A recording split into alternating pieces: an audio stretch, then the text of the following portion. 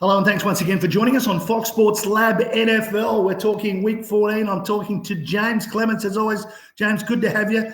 I guess, yeah, we talked about we had to watch this game between the Eagles and the 49ers.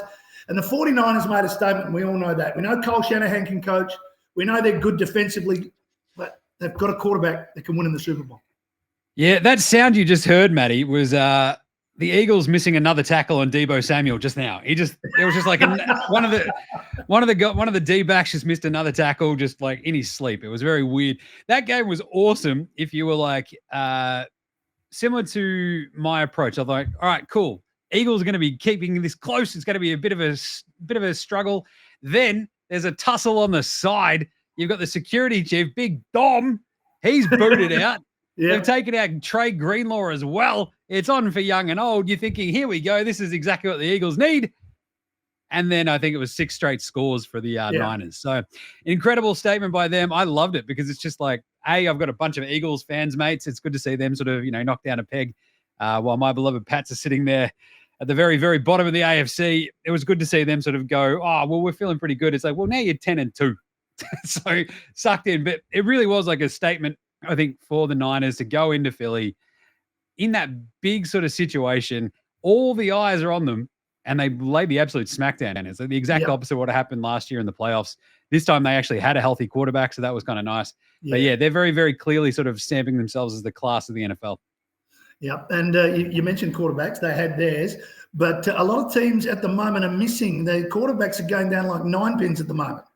It is crazy, Matty. I think we're down to about, I don't know, it's roughly half of the teams have got their sort of, day one starters still out there. I think in the AFC, there's particularly large amounts of carnage. I think with Trevor Lawrence going down over the weekend as well for the Jags in that Cincy Jacksonville game with a high ankle sprain where he tried to walk it off.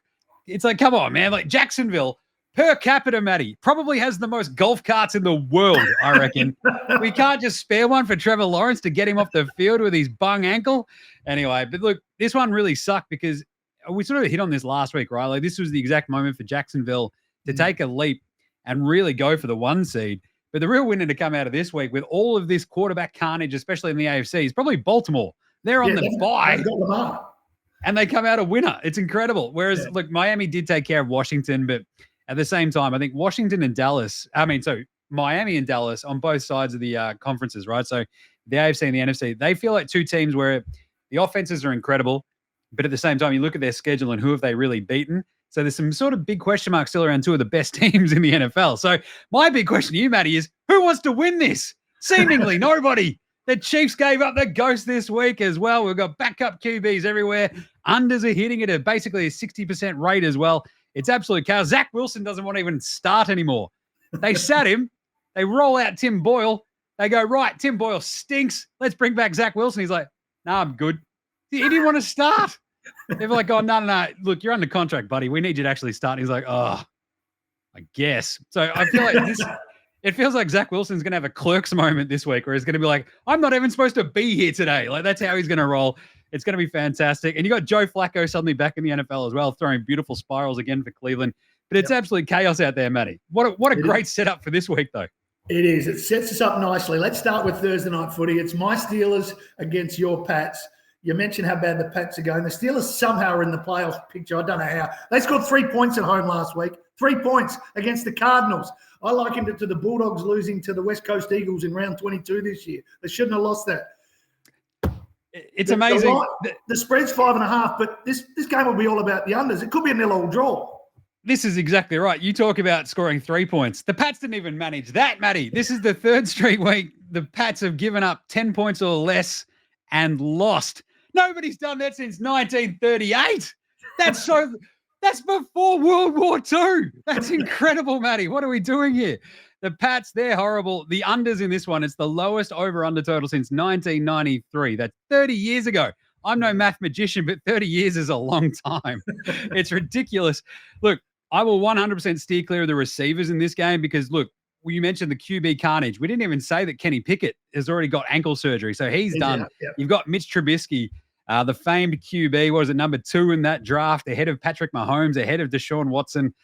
every Chicago Bear fan out there is just punching themselves in the nether regions one more time, just remembering that move. But still, Mitch versus whoever the Pats roll out there, whether it be Bailey Zappi, Mac Jones, steer clear of the receivers. If anyone's going to score in this game, it feels like the running backs. Yeah. Ramondre Stevenson's out for the Pats, so that'll be the Zeke Elliott sort of moment where they sort of brought him in this year. Obviously, the offense has completely fallen off a cliff.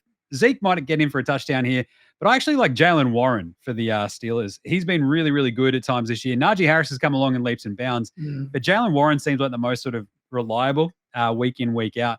So if we're going to do anything in this one, Matty, I think unders is the clear go, under 30.5. You mentioned the line. The Pats, look, if it's around that 5.5, 6.5 point mark, if the Pats are getting that, I'm probably going to take that just because I don't see who scores too many more points than I think this could be a 10-7 game. It could be 7-3, whatever. And even if it's 7-3, the Pats would still cover that. So I think that's where we go. The Pats at the line, probably a Jalen Warren touchdown and the under. What a gross Friday morning game this is going to be, though. Yeah, but we'll be watching it anyway. Let's get to some Sunday games overnight, some really good ones. The Colts playing the Bengals. The Bengals surprised with that win over Jacksonville, as we saw. The Jags have to come back maybe without Lawrence up against Cleveland, who've got the 38-year-old Joe Flacco. And then you've got the Bills trying to hang in against Kansas, who are disappointing. We have some absolute crackers there. That KC versus Buffalo game is obviously the highlight of the sort of late afternoon games in the States. And then you go straight into the awesome Sunday night football game. But in that early slate, there's like a Detroit-Chicago game that's absolutely fascinating as well, because we've seen Detroit really struggle to sort of put teams away. And Chicago have looked a little bit feistier since they, picked up Montez Sweat. Justin Fields has come back. But I still really like the Detroit minus 2.5 in that game, because I think they can and will, in a divisional match, cover that 2.5 point line pretty easily, I think. Chicago will probably make them sweat. I'll probably look at the over for that one too. But Detroit, I feel pretty confident in that one. You mentioned the Houston sort of game. The Houston Texans, CJ Stroud's incredible. I love him. They're playing the Jets this week. Zach Wilson, as I said, doesn't want to start. So I'm going Houston minus 4.5 in that. I'm probably going to steer clear of that weird Cincy-Indy game, just because with Cincy, Jake Browning played the game of his life this week. Awesome game. But then you've got Gardner Minshew on the other side, who week in, week out, has Indy suddenly in the playoff picture. But I couldn't trust that team as far as I can throw them. So this Cincy team sort of showed us a little bit on defense this week as well. They might keep that close. That's basically, it feels like a bit of a coin flip for me. So I'll stick clear of that. But Broncos Chargers is another one that I'm going to have a look at there too. Broncos plus 1.5 in LA against this weird Chargers team that managed exactly 2 field goals against my Pats this week. It was a horror show, that game. So the Broncos, even though they came up short, and Russell Wilson, look, they sort of came tumbling back to earth in terms of, I think, the turnover luck more so than anything this week. I think they can probably steady that ship in LA, in the big dome there at SoFi. They'll be right. And so we're looking at Detroit minus 2.5, Houston minus 4.5, Broncos plus 1.5. And the other one, we saw this happen, 2 weeks ago on Thanksgiving, Matty? San Francisco, Seattle. They belted them 31-13. San Francisco now at home. I'm going to go San Francisco minus 10.5 in that one. They look the class of the NFL this week, which is going to be fascinating. But as you said, the banner one here for me is the Chiefs-Bills. What a great game this is set up to be. This is the 13-second rematch, that playoff game that turned in 13 seconds. What was it? Mahomes drove them 44 yards to put it to overtime. And it feels like that might have put the old knife in the back of the Bills' Super Bowl chances for the next couple of years. But I think this game is set up really, really nicely. KC were not convincing at all this week against the Packers. I actually don't mind Buffalo in this, coming off the bye. Their defense is a little bit sketchy, but KC's offense is a mess at the moment, Matty. We saw them barely able to move the ball last week.